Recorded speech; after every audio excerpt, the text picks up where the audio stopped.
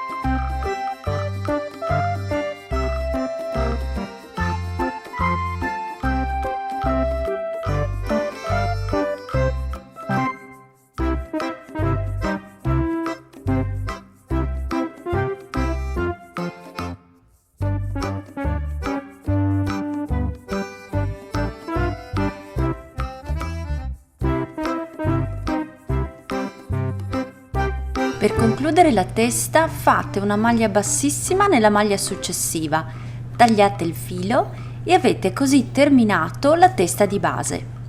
Per fare le orecchie vi invito a leggere il mio schema che trovate sul mio sito www.giuliapinkytime.com. Leggete il link in descrizione, iscrivetevi al mio canale e ci vediamo la prossima volta con un altro video dove vi mostrerò come ricamare il musetto del gatto e come assemblare le orecchie dei vari animali. Ciao e a presto!